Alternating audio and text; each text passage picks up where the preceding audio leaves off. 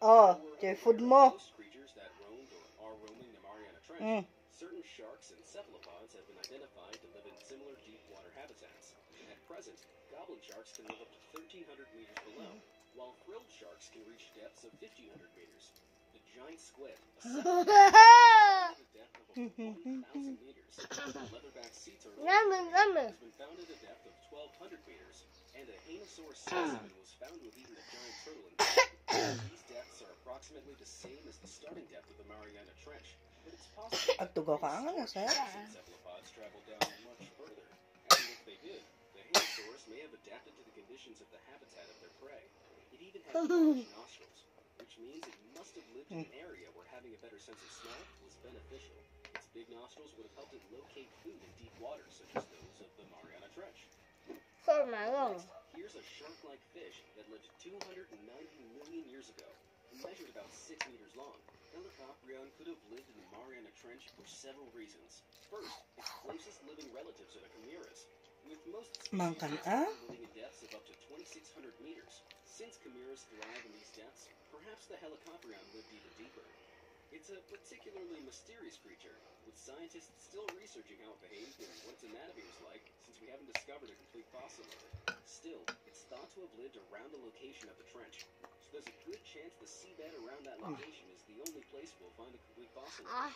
Furthermore, its diet is similar to the Hanosaurus, since it also ate fish and cephalopods. Researchers always wondered what its teeth were used for and where it developed. It wasn't until 2013 that a skull of the prehistoric creature was scanned to reveal the truth. The Helicoprion's tooth whorl was located inside its lower jaw. If it hunted down a deep-sea fish or squid that lived in the Mariana Trench 290 million years ago, it would have likely sliced into its prey's body using its serrated saw-like teeth. When the Helicoprion then closed its lower jaw, the teeth whorl inside would have moved backwards, not only to slice its prey, but also to move it to the back of its oral cavity to begin digestion. The fact that a complete fossil of the Helicoprion is yet to be discovered means the mystery of this creature is yet to be fully resolved. But I, for one, can't wait to find out more. Another frightening deep-sea creature worth noting is the Autoponosauros, a whale that became extinct before the Pliocene epoch began about 5.3 million years ago. It measured about 4 meters long and weighed up to 650 kilograms. It's not the biggest marine mammal, but it's hefty enough to be feared by the many creatures in the deep. There's a lot to suggest that it may have lived in the Mariana Trench. The first clue is how whale species alive today are capable of venturing into the deep. The sperm whale, for example, is known for diving over 2,200 meters down. Likewise, Cuvier's beaked whales have traveled nearly 3,000 meters down, the deepest recorded dive by any mammal. The pressure is already so great in these depths that a creature's lungs could collapse and they could suffer from convulsions. Yet whales are willing to go there to find food, such as the deep-sea squid. The secret here is that marine mammals such as whales have flexible, foldable rib cages that keep air pockets like the lungs protected. The mystery remains, however, of how these whales prevent convulsions caused by a disorder known as high-pressure nervous syndrome. If whales today have a physical feature to counter the risk of highly pressured deep waters, the same could have been true for the Autoponosauros. Another clue as to whether the Autoponosauros went down as deep as the Mariana Trench is how its snout and neck evolved. The whale's snout resembles that of a walrus, which indicates it was probably a bottom feeder that ate mollusks by sucking them out. That bodes well for a thought experiment, as scientists have observed mollusks in the Challenger Deep, the deepest point of the Mariana Trench. Also, its neck is flexible, allowing it to move its head about 90 degrees to have a better view below.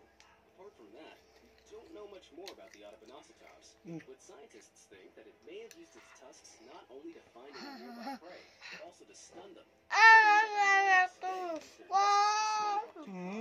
All in all, mysterious, elusive habitat we'll never get to fully explore. So the possibilities of strange life down there are endless.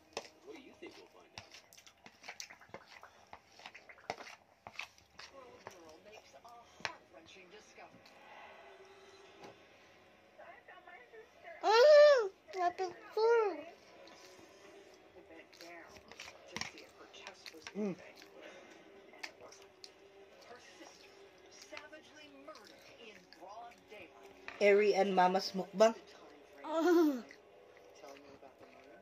Person who killed her knew she would be home. Galak pa siyang haywan. Alak di Shanghai, amin. Tapos sa galakti, agarami dakti, sausawan ta.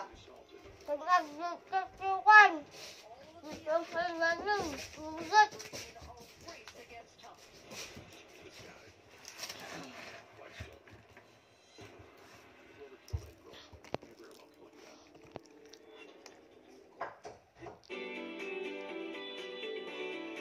Have you ever wondered about what lies in the dark depths of the ocean?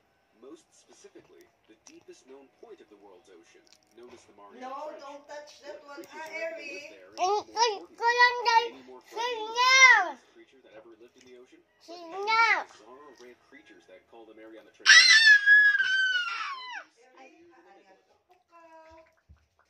The Mariana Trench is found in the western Pacific Ocean, 124 miles away from the crescent-shaped archipelago known as the Mariana Islands. It's a whopping 2,550 kilometers long and 69 kilometers wide. So, Apa ni nga mo lang? depth of 5,000 meters, but its deepest point is called Lapay. deep. It measures 2,990 Shanghai. the 8,000 Busan ka nun ni Aeary. high Mount Everest. Yan Shanghai ang may isa. And it's still over 2,000 meters to fill. Mariana Trench presents several factors that makes it hard for life to exist. For one, Rice mo pa, Aeary? cannot reach these depths. The area is shrouded in complete darkness, making it difficult for all animals to traverse the trough. Second, there's no algae or plants to eat down there because there's no sunlight to keep them. Madi, ah, Third, sit things down like the properly. sunlight. Ah. It's very cold down there, with a temperature range of 4 degrees to negative 1 degree Celsius. And finally, the pressure in the Mariana Trench is at Ang 8 alis metric po. tons per square Ayun? inch, which is nearly 1,200 times more than the average atmospheric pressure at sea level.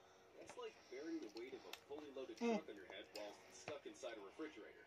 As you're about to see, to survive given these extreme factors, creatures in those depths have evolved in some bizarre ways. First up, this creepy fish dwelling in the Mariana Trench, known as the fangtooth. It's a vericiform fish, which means it's carnivorous and lives in deep nocturnal habitats. It got its name from Mang ka, its Aeary. fangs, Hang which are the largest teeth Ayan ko. to their body size. Mm-mm. Two of its fangs are so long that the fang tooth evolved 2 sockets beside its brain to contain them when the mouth is closed. Even so, its teeth are so large it can't fully close its mouth. Its large teeth are thought to be an advantage in the dark, isolated depths where anything encountered must be preyed upon. Even if its prey turns out to be much larger than itself, its disproportionately large teeth and mouth will Ang gala pa, right? basically, it moves around and hopes what it bumps into is food. It's terrifying for sure, but at an average length of 16 centimeters, it's Could it take another? actually too small to severely harm a human being. Juvenile fangtooths stay at a Terrifying.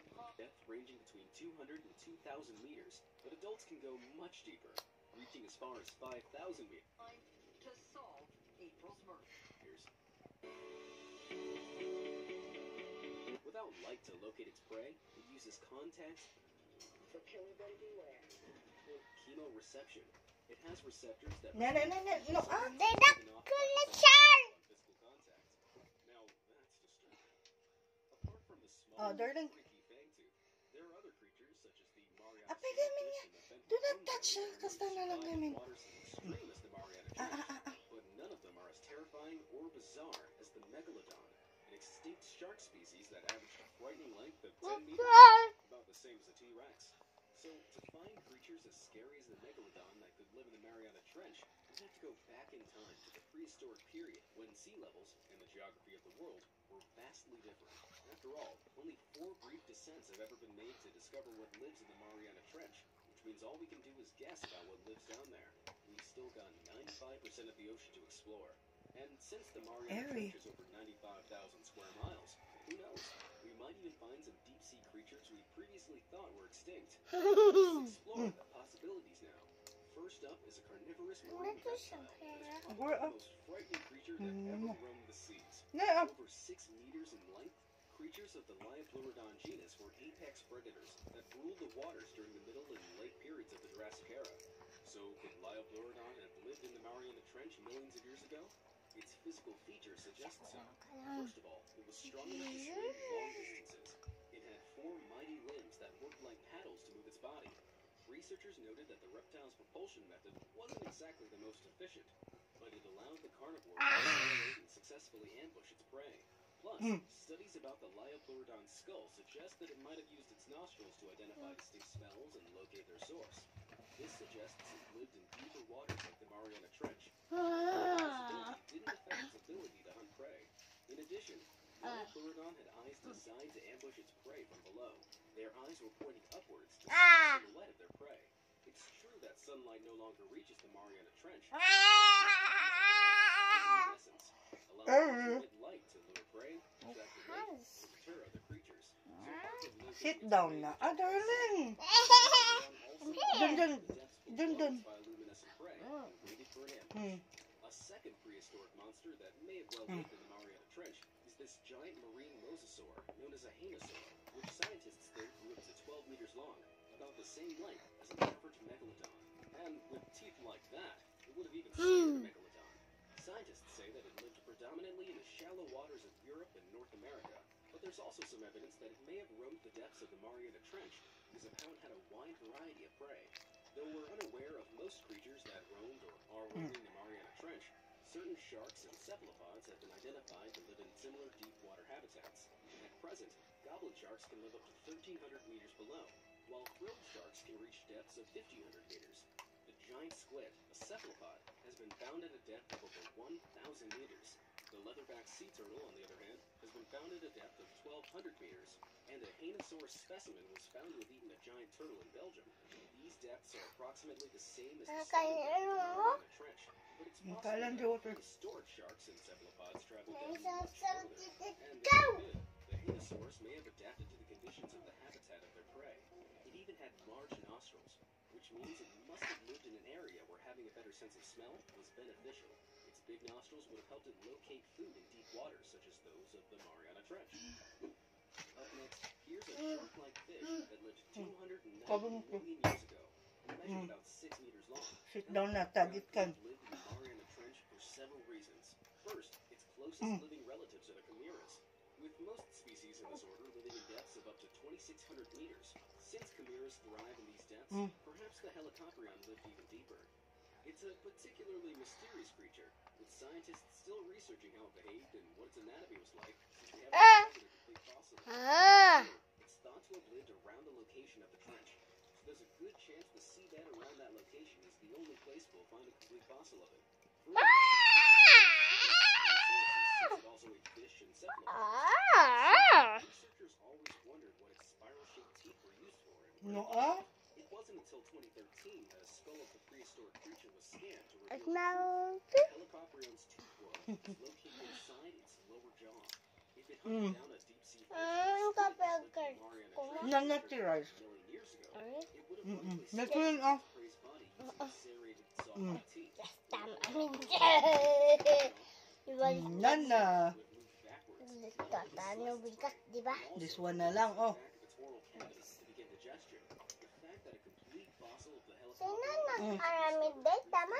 Ni Tita Marilu. But I, for one, can't wait to find out more. Another frightening deep-sea creature worth noting is the Autoponocetos, a whale that became extinct before 5.3 million years ago. Isaw-saw ko, Mat. It's not the biggest marine mammal, but it's hefty enough to be by the many small creatures in the deep. There's a lot to suggest that it may have lived in the Mariana Trench. The first species alive today are capable of venturing into the deep. The sperm whale, for example, is known for diving over 2,200 meters down. The deepest recorded dive by any mammal. Pressure was already so great in these depths that a creature's lungs could collapse and they could suffer from convulsions. Yet whales are willing to go there to find food, such as the deep sea squid. The secret here is that marine mammals, such as whales, have flexible, foldable rib cages that keep air pockets, like the lungs, protected. The mystery remains, however, of how these whales prevent convulsions caused by a disorder known as high-pressure nervous syndrome. If whales did Aeary. have a physical feature to counter the risk of highly pressured deep waters, the same could have been true for the Autoponocetos. Another clue as to whether the Autoponocetos went down as deep as the Mariana Trench is how its snout and neck. Isaw-saw ko, Jay, ah. The whale's snout resembles that of a walrus, which indicates it was probably a bottom feeder that ate mollusks by sucking them out of their shells. That bodes well for a thought experiment, as scientists have observed mollusks in the Challenger Deep at the Imas? point of the Mariana Trench at a depth of 11,000 meters. Also, its neck is flattened, allowing it to move its head 90 degrees to have a better view of its food below. Apart from that, we don't know much more about the Autobonocetops, but scientists think that it may have used its tusks not only to find any nearby prey, but also to stun them, similar to how narwhals today use their tusks to stun Arctic cod. All in all, the Mariana Trench remains a mysterious, elusive habitat that we may never get to fully explore. So, the possibilities of strange life down there are endless. What do you think we'll find out? I would love to know.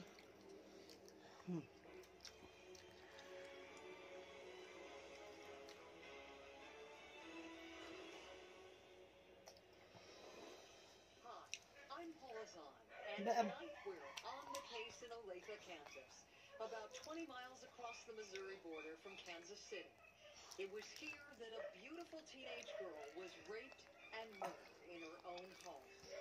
As investigators began to the disturbing evidence, it appeared that a member of the Ay, Maria. was a sadistic killer. Sige. It was a sunny Wag afternoon. may kaya. Madik. Nabusog ako. 12-year-old Shannon Curtis and her 10-year-old brother Bagi amin dahil ito'y good boy ka niya. Bakit kasi ganda, papa? Tada dyan ilutod na nga si Danda. Ilutod na nga si Dada. Baka manganda pa yung gayasi.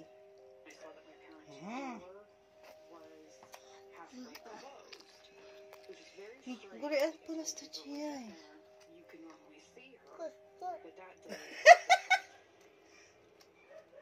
the TV was on. Pushed open the door. Ah. Came upon a scene she will never forget. She was slumped over. There was blood Ang aming kaya ko sa Shanghai. to see. Am amin kay mati siyang Shanghai. And it wasn't happening. I just sat there stunned Papa, for a second. ang mama, I didn't know what had happened. How do you think you summoned the strength and the courage to say she was okay? I don't know. We were just so Ito close. naman gakon. If there was anything I could have done to help her, I would have done it. Shannon raced to a phone and phoned alone. Donna Curtis was at work. She got the frantic call. Shannon said, something's wrong with April. She's laying in a pool of blood. I said, what? I said, hang on. Call 911. Somehow, Shannon found the strength to make that call. Last. Wow! Very good! Inibos ni Aeary. Awanan! Awanan! Okay, pa. Bye-bye kan, Aeary. Bye-bye!